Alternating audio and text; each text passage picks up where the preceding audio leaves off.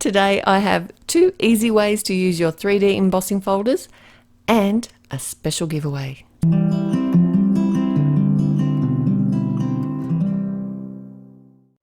Hello and welcome back to another Take 2 with Therese at Altenew, and today I've got 2 very easy and fun ideas to use with your 3D embossing folders. My focus today is going to be on this amazing Craft Your Life kit. This is the Hello Beautiful, and it comes with everything you need to make so many different cards, but I thought I'd give you a couple of ways to make some really quick and easy cards that we need this time of year for our stash and focusing on the embossing folder. Okay, so what I've got here is the Hello Beautiful embossing folder and some frayed leaf. This is the pigment ink. Now, to be honest, the pigment ink works much better with this technique, and I've literally just laid the ink over top of the raised area of the embossing folder. Now, this is going to give a faux letterpress kind of look. I have done another video, which I will try to remember to link in the description below, where I actually added the color, and it was a dye ink, but to the opposite side, so it became like the background color. So basically, have a look at your 3D embossing folders and play with your inks, whatever. If you've got a dye ink, give it a try. I probably would recommend a lighter color ink for your dye inks, but if you've got some pigment inks, then certainly the raised portion for that letterpress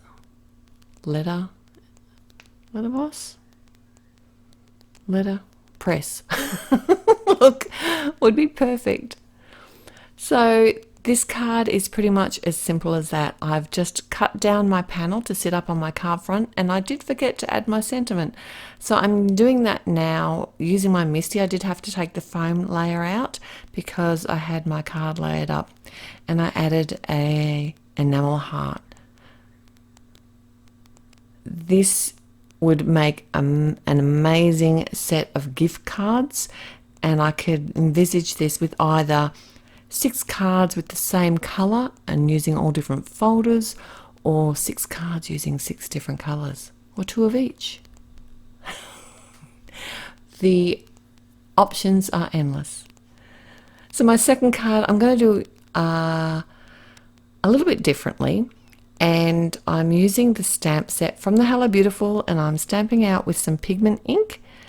One of the bouquets, there's quite a few beautiful floral like mini bouquets in this large stamp set, and I did kind of miss a corner of the stamp, so I did have to come back in and add that in afterwards.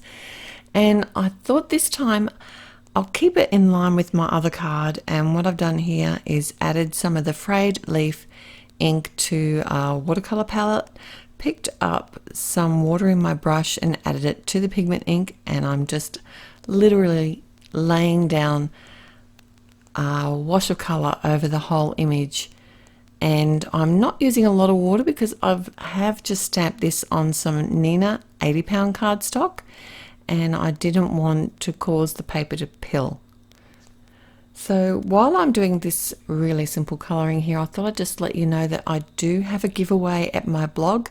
You have the chance to win a $15 gift certificate to Altenew, and I have all the details there, and I will put the link in the description below.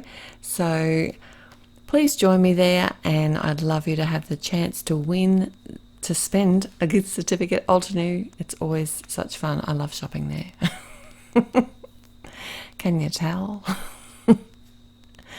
So this obviously, because I haven't added a lot of water to it, it didn't take long to dry, but I did come in with the low speed on my heat tool just to make sure that it was proper dry before I ran it through my die cutting machine.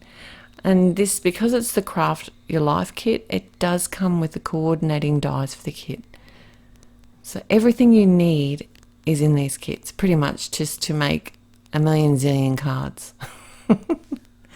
So to work out the sandwich for your die cutting machine with these 3D embossing folders, because they are so thick, on the Big Shot I found that just using tab 2 with the cardstock in my 3D folder and the plate, one plate only on top, is the perfect combination.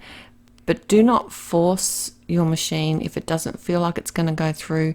Take a closer look at your sandwich and maybe have a look on the packaging or on your machine and see if you can get some idea about what to use. But please don't force your machine with these big dies. I don't want to see you ruin your machine. And I find that for me, I prefer the Big Shot because it doesn't put as much pressure as the Gemini, and I get less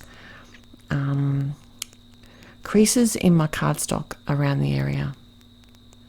So on this card, you might notice I just simply did some embossing, 3D embossing with some plain 80-pound Nina cardstock, created a background for this floral bouquet that I had already stamped and coloured. So basically this is just giving me a subtle background of white, of a white pattern, a white floral pattern, and then I can add whatever image I want on the front of that. I did stamp another quick sentiment, and this time I cut it out with one of the featured sentiments dies, and these are seriously a go-to for me. I love those little round edges on them, they're perfect. And there's a wider and a thinner version. And on this one I came in with some of the circle enamel dots from the Essential Black and White set and added 3 of those on my image. Really simple cards today, and a great way to get some really quick designs for your stash. And I don't know, I think they're very elegant.